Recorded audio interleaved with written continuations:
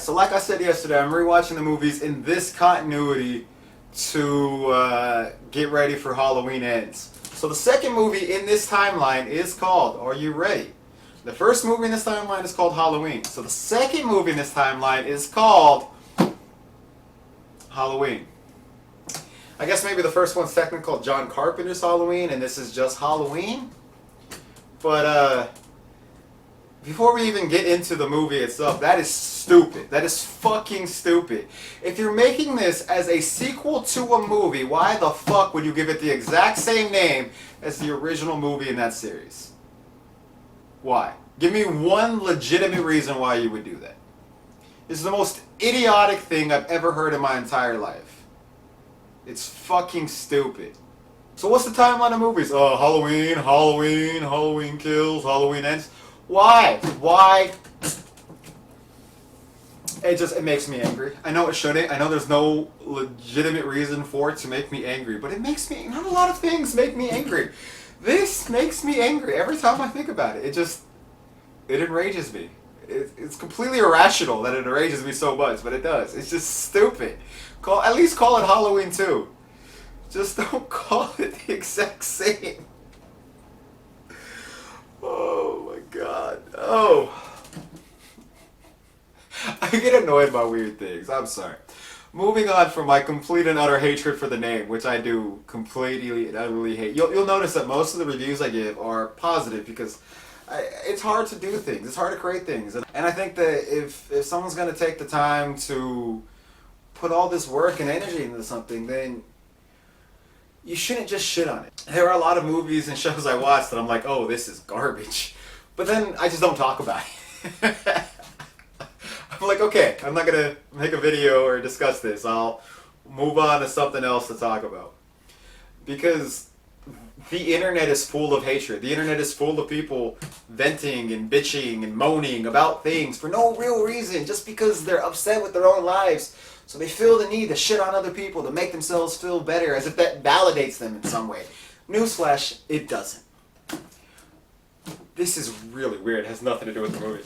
Okay, if we move past the name, I actually really like this movie. I just rewatched it.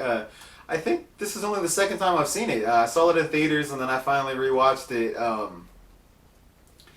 And I really like it. So, Laurie Strode, Jamie Lee Curtis's character, has a daughter. She's all grown up because, it's been 40 years, and she in turn has a daughter.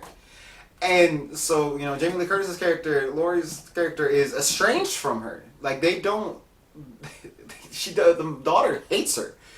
I mean, she acts like she feels sorry for her, but there's real resentment. She's always complaining about her childhood and everything like that. And if you watch the other versions, not so much the original continuity, but if you watch like H2O and Resurrection, Jamie Lee Curtis was still scared, but she was living her life. She was more or less sane. In this timeline, the events of that night completely derailed her, which is weird because I'll remind you though, in the H2O timeline, she had the events of Halloween and Halloween 2. So the night continued. She had more shit happen to her, and she seemed more well-adjusted than this version of the character. But it was kind of interesting to see what 40 years of living in one moment would do to someone. It's more of a character study than anything else. And the whole movie, she's portrayed as broken and defeated and living in fear. And the granddaughter's trying to connect with her, and they have a relationship, but the mother's trying to keep the relationship separate, and there's a real bitterness there. And it's interesting to see that unfold. Like, yes, it's a slasher film, but more than that, it's a character study on trauma and the generational effects that will have on people. And you can really only do that when you have characters that have been around for as long as they have. The fact that it's 40 years gives you the license to explore generational trauma in a unique and interesting way, while still being a fun movie. And it does that. And for part of the movie, you're sitting there going, wow, they fucked up, Laurie Strode. They took away her badass streak. And then the movie comes to the end in the final fight with Michael, and it's like, oh no, no, she's a badass. She's misunderstood. People don't understand. She hasn't been preparing panic rooms and places to hide. She's been preparing a trap. Her whole goal is to kill Michael Myers. She's waited 40 years for revenge. The mother portrays it as she's waited 40 years to just live in terror. No, she's been waiting 40 years to be like, fuck you, I'm gonna kill you. And there's just something so cathartic about it. It's a really enjoyable movie. It's a really enjoyable entry in this series, and it's definitely worth a watch. I don't know if this is my favorite continuity. I definitely probably wouldn't say that, no. But it is good. It is interesting, and it's definitely worth seeing.